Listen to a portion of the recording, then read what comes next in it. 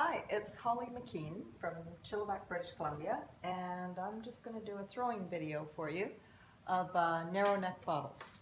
So I'll be making something with these wide kind of a shoulder, narrow neck. Now it could be like one of these ones that go back out, or one of these, or with a taller one. We'll just see what we get. So be a little bigger because this one weighs half a pound, bisque fired. Probably started with about a pound. I think this is about 1.5 pounds. So let's just do it. I'll give you, some thoughts and ideas along the way on what works for me. So center it up here. I just go up once or twice until the porcelain feels right. This is JG10 porcelain from Tacoma Clay Art Center.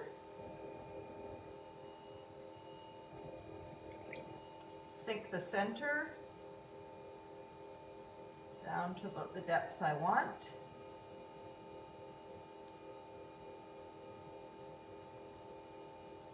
Now, I always check the depth because I like a nice deep foot. So I want to make sure I've got enough there. Yeah, that's about right, about where I want it. Now, here's the tricky part that's really, oops, I got a recycled piece here, so there's a little bubble in it. Get that out of there. Okay. All my recycle goes into the pug mill, and I usually don't get bubbles, so that's kind of unusual. Now, when I'm making these little roundy bottom pots, and this part is key. If you want to trim it afterwards so that it's got this kind of a nice round bottom, then when you think about it, you need to throw that bottom into the piece. If you throw a real angular bottom or a square bottom that goes up, and then you try and trim a different shape, you're going to have a lot of weight left over or uneven walls in here. So I want to make sure I get that sort of a shape in the bottom of the pot right now, right while I'm starting out. So that's what I'm doing, is putting that nice curve right into the bottom.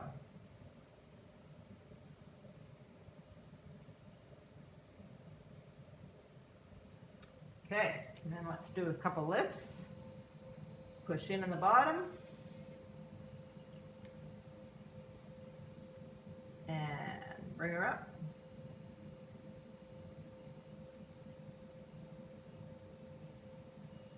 Since it's porcelain, we don't do waste no time. I try to throw fairly dry.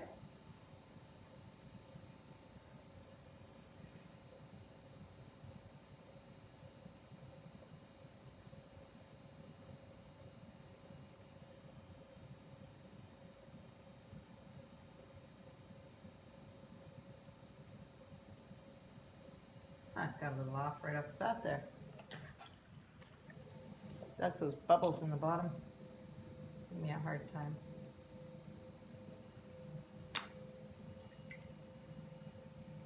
Okay, so the whole idea behind these little pots is that people think that you have to go way out and then way in and then they flop down, and how can I do this without it flopping?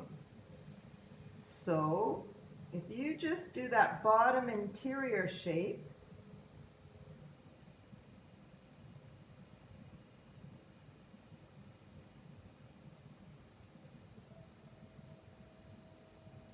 and then what I'm focusing on is the bottom 2/3 of the pot.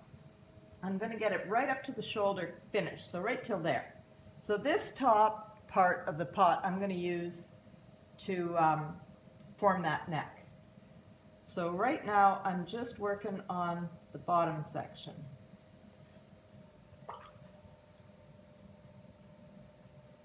I think we can go to a little bit more, but it doesn't have to be as dramatic as you might think, because by the time you trim it, and by the time you come back in with that top, it's going to have all the drama you want.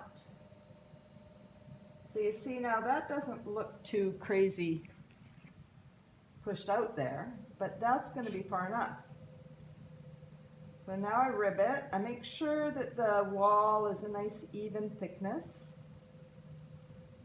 right to that shoulder. And you see how I'm not coming down in flat. I'm not pushing it flat at all. Almost looks like a little creamer or a sugar bowl at this point.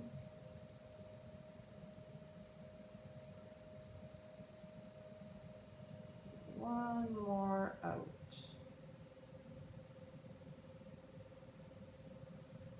And back. Yeah, that should do it. So now we're done to the shoulder, to there. The bottom part of that pot is finished. I mean, we're going to trim the bottom and everything, but that's how you start. You just get it to that point. Sometimes on bigger ones, I'll use a rib inside.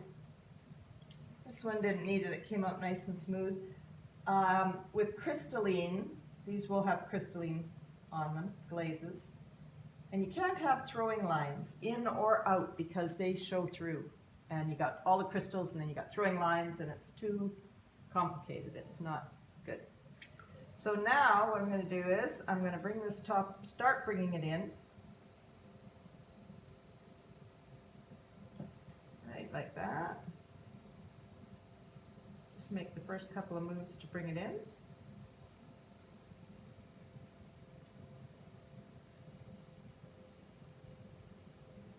Couple different ways to make those moves. Don't worry about it being a little off.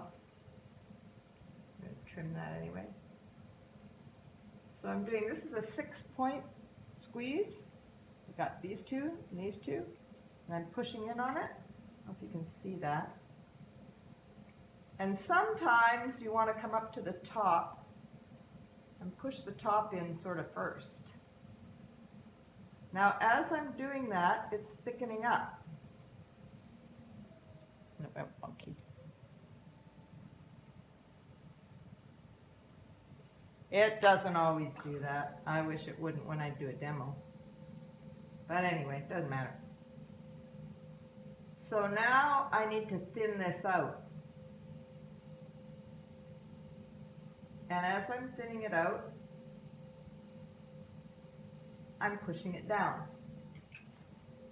So I kind of bring one move pushing it down and then bring it in tighter.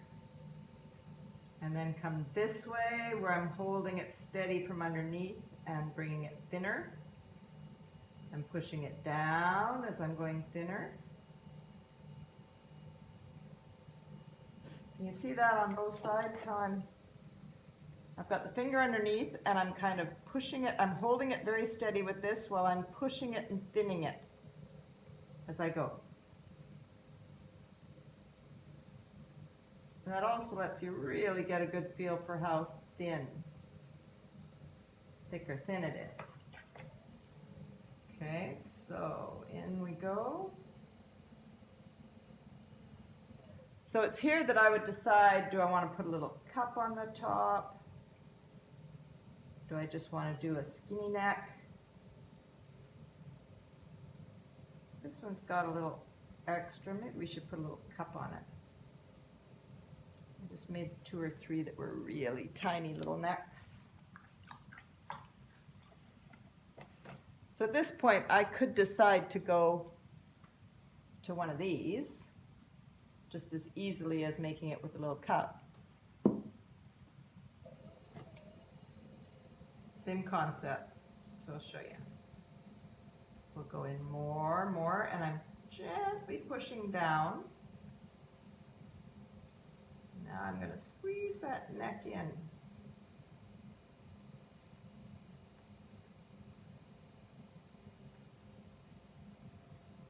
More.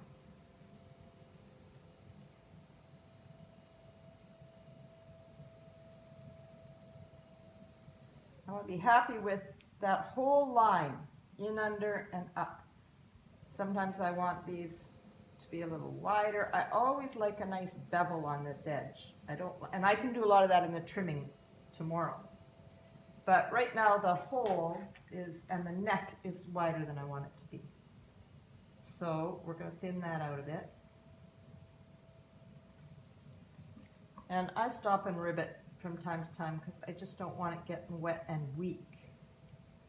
That's when it'll flop on you, when it's weak. So keep it ribbed. The rib is your friend. So keep that nice, ribbed, smooth, dry surface. And as you're doing that, you can be pushing down a little bit more. Okay. Now to bring this neck in thinner, I put something in it. As I'm pushing from the outside, I have that inside it, and so it keeps it from torquing. Have you ever had it twist like that when you try and do a narrow neck? Well, if you put something in it, hold it up against the side and then squeeze onto it. I might take this top off and show you the other way too.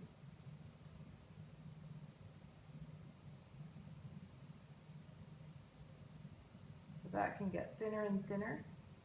Or we can just take this off and let's just do a thin one. Oops. There we go. Okay. So it could stay almost like that. I could just turn that out a little bit more and make for a nice little curve and a low top. Or I can bring it in more from down here. So I'm flattening it a little bit more as I bring it in. Now can you see that? I'm pushing those sides right up against the stick.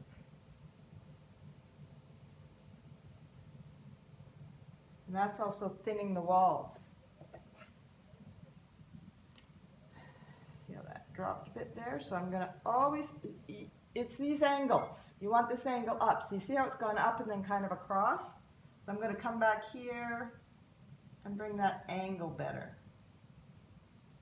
I'm going to take that lump out. And sometimes, you know, it pushes in. Let me show you a trick that you can do. You don't have to be afraid of these guys. You can just open it back up, get back in there, and pull it up a bit. See, so now I've got my finger back under it. Can you see that? And I opened it right back up, because I didn't like the way it was flattening out there. So we're just playing around here.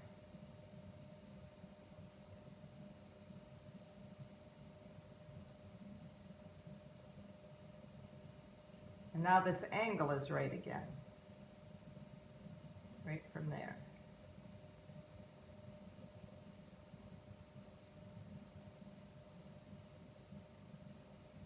Take that top bit off in a minute, but let's just pull that down. I've already got this nice and thin.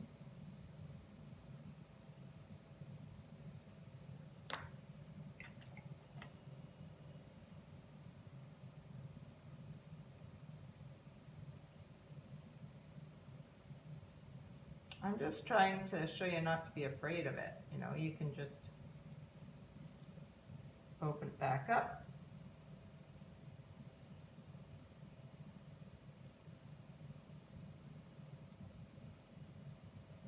They're just not that precious.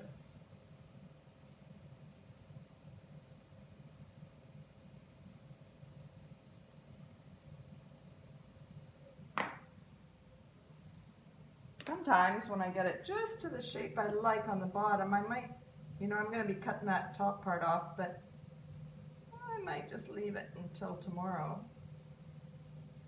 Take it off when it's leather hard, because they're pretty thin and fragile right now. So I think that's good. It's got a nice little shape. Now, you know, your ribs are really important. Which one do you like? I draw the one I like. This one here, it's a mud tool rib. It's got mud tools on it. They're really sharp, but this one has a nice angle on it. So, you know, all these ribs I've got here have different shapes, but I like that this one's curved here and here. Doesn't have a straight edge, so you can get right in close to that neck. You can actually make the neck shape with it.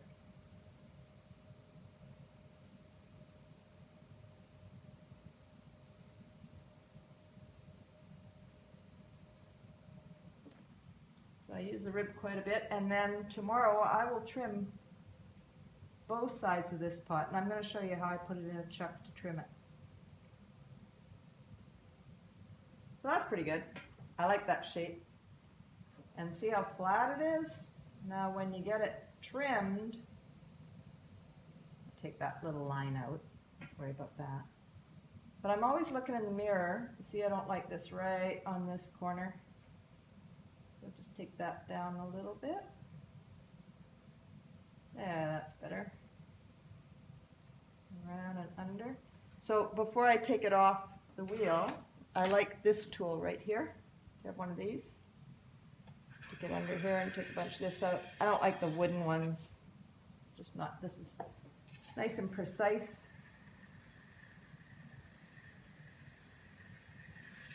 And like I said, I'm going to trim it to that nice shape tomorrow, but I take a trimming tool under here right now and get some of that off. It's just a list you have to do tomorrow. I know that these are going to have a tiny little bottom. There, that's better. So,